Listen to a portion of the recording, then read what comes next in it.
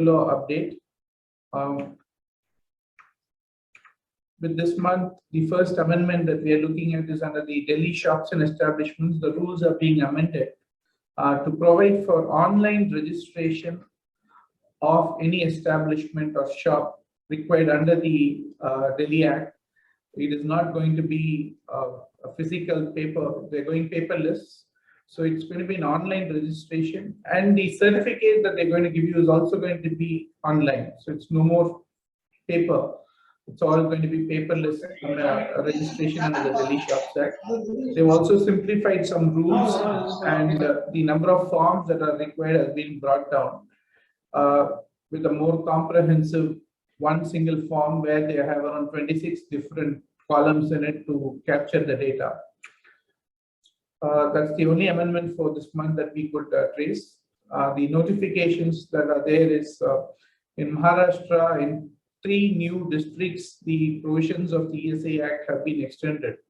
The Ahmednagar, Jalna, and Yavatmal districts is where the ESA Act has now been extended. The ESA Corporation has also issued a circular with regard to the conveyance allowance following the judgment of the Supreme Court, saying that conveyance allowance and traveling allowance are one and the same, and therefore it would not form part of the definition of wages under the ESA Act. Therefore, contribution need not be paid on conveyance allowance. We just have a small slide giving you an example of what is the impact of this judgment. So in this slide, when you look at it, the employee's salary all put together is around 18,000. So before the judgment, he was covered. After the judgment also, he is going to be covered, no doubt about it, because even though you remove the conveyance, his salary comes down to 16, which is again still within the limit, and he would be covered. Only good thing about it is the contribution needs to be paid only on 16,000 and not 18,000. But when we look at the second scenario, in this where you will find that the conveyance is around 4,000 rupees. So the employee with the removal of the washing allowance as well, the total, or just we'll remove the conveyance alone, and the total comes to around 20,000, and the employee would be covered. So employees who were earlier excluded could now come within the purview of the ESA Act, where if you were to reckon that conveyance allowance. There are queries as to what is to be done at this point of time, especially with the new code at any point of time. But the judgment as on date is that conveyance allowance need not be treated as allowances. Only suggestion would be that you treat it uniformly.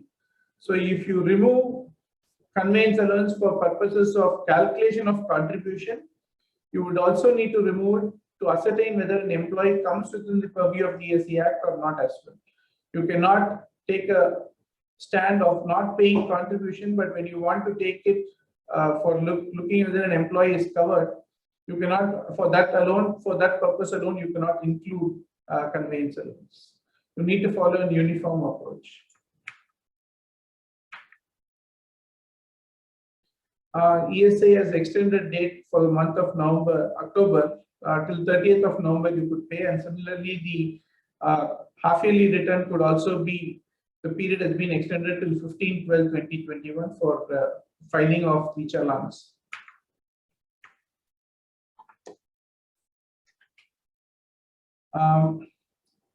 The Haryana government in 2020 had enacted legislation termed the Haryana State Employment of Local Candidates Act 2020. In terms of this, employers are required to register employees who are drawing salary less than 50,000.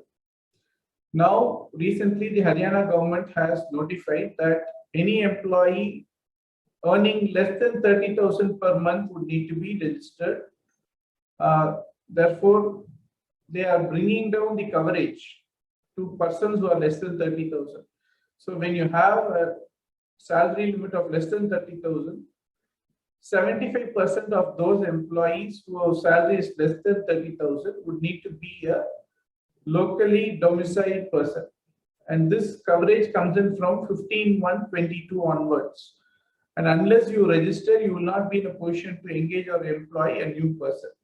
So in respect of state of Haryana, this is a development there. Other states have also have it. Different states have different local enactments and different percentages. This notification is pertains to the state of Haryana. In our quiz segment, the question is the limitation for filing a claim by an employee under the Code on Wages 2019. Is it 90 days, 6 months, 1 year, or 3 years? How long does an employee have? Is the quiz question that we have posed for this month. We would give you the answers at the end of the section. As I said, the new segment across the globe. We are looking at a new law that has been decreed in UAE, which in fact requires all employees to redo their contracts from 1st February. They have to be for a fixed period. It's not going to be open-ended contracts. They're given different types of leave benefits. They're given study leave, parental leave, and something that has maybe to that country in particular is the principle of equal opportunities. Discrimination and all those are new things that are coming in, which I think was not part of their existing legal system. And similarly, in equal pay for men and women, which once again was not part of UAE's legal regime. They are being brought in, with also giving flexibility to employers to engage part-time temporary workforce. So this is something new that has come about with the UAE government. In our knowledge corner, we propose to look into engagement of adolescents and children in India. These are the following laws that govern employment or engagement of adolescents and children in India. So the Child Labour Act prohibits engagement in any kind of occupation. Factories Act says not before 14, and even between 14 and 18 as adolescents, it gives out certain conditions to be fulfilled. In this manner, there are other enactments also which regulate, and in all enactments, a child less than 14 years of age cannot be engaged in any kind of employment. It's the sum and substance of all these enactments. Who is an adult child, who's an adolescent, has also been defined in the concerned enactments. So as I said, 14 is the key number on this. Less than 14, you cannot engage except for maybe a family business or family enterprise, but otherwise you cannot engage a child who's less than 14 years in any activity. Even between 14 and 18, there are various restrictions under the Child Labour Act, if you look at it, as well as under the Factories Act, how many hours a child can be engaged and what should need to be their hours of work. And so many different restrictions are imposed on engagement of adolescents. And of course, children cannot be engaged at all in most places. And even the adolescents under the Factories Act, 14 to 18, they cannot be engaged in hazardous process industries. Therefore, once again, there is a restriction on the age specific under the Factories Act. Well, while we are being very stringent on child engagement, the punishments and what is the payment is more of fine amounts. Different acts provide for different punishments and fines. We have sought to explain to you the various provisions of law and what is the fine amount or the penal consequences of engaging your child or an adolescent in contravention of the provisions of law. There are also certain cases where the Supreme Court has come down on what is child labor and how they should not be engaged, and different orders are there. A few judgments are also being given by us. This judgment where they said in construction activities, less than 18% should not be engaged at all in construction activity in the case of People's Union of Democratic Rights.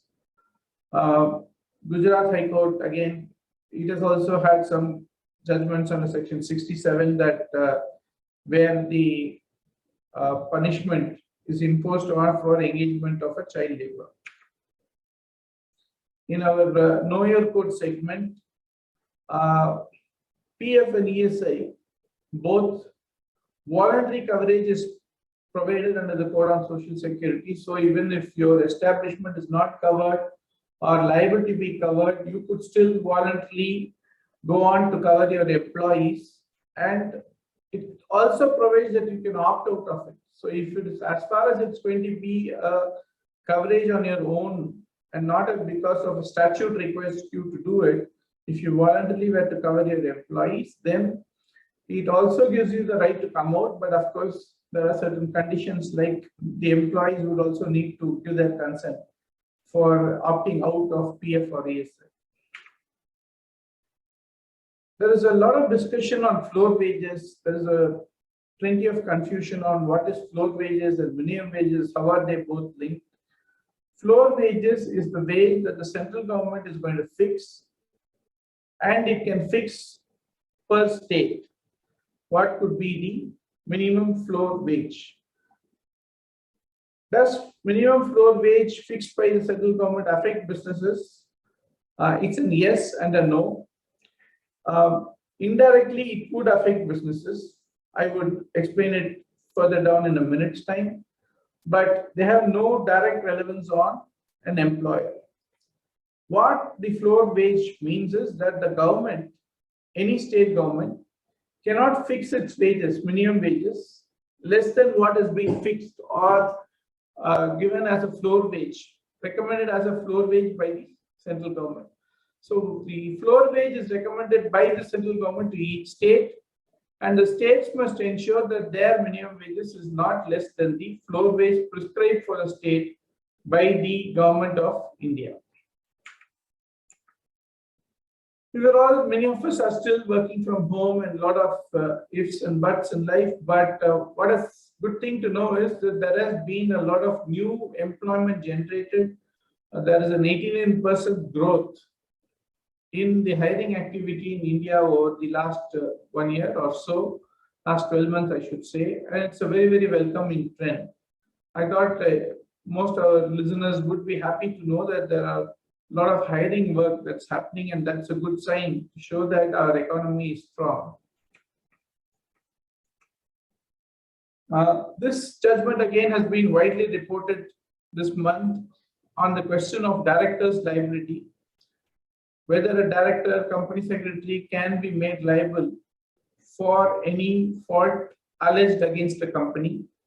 The Supreme Court in this case, in these facts, has held that there is no individual role being played by the directors, but it's only in their official capacity that they're doing it. It's not a personal wrong, and has in fact dismissed the appeal of the person, of the contractor who has done the work. So here, if you look at it, this principle, how far it can be extended, is a moot question, because in these facts it was given. But if it is going to be a statutory requirement, for instance, an occupier is required to be only a director under the Factories Act, can it be said no, the occupier need not be prosecuted given this judgment of the Supreme Court? I'm afraid it may be far-fetched, but we will need to wait and see, because the liability of a director under the Factories Act is statutory, unlike in the present case, which had no statutory backing. The crux of this case is about identifying employees. Provident Fund Organization asked the bank to pay contribution in respect of a set of employees. The case of the bank was that the employees per se were not identifiable, and you cannot open accounts for them, etc., etc. And therefore, they took up a stand that we are not liable to pay the pre-deposit while filing the appeal. The issue was considered, and ultimately, in fact, the High Court itself set aside, saying that they are not required to pay contribution in respect of persons who are not identified. The EPFO is therefore required to identify the beneficiaries, and only in respect of them it can then claim contribution. We have the calendar for what is to be done in December. These are the various activities in different states. that needs to be completed for the month of December 21. These are all activities to be done in December 21. Coming to our last segment, the answer for the question. The question was the number of period, and the correct answer is 3 years. So if an employee doesn't file within 3 years asking for certain monetary benefits which he was otherwise entitled under the Payment of Wages Act, then the employee has only 3 years to go and make the claim, and he has to do so before that. Thank you all for joining. Yes, we are aware that 25th December is Christmas, but given that's the last Saturday, we are left with no other option than to have our next program on 25th December at 4 p.m. Do join us there. Thank you. And we also request you to kindly give us the feedback that has been posted in the chat box. Please do give your feedback so that it helps us to improve our program every month. Thank you.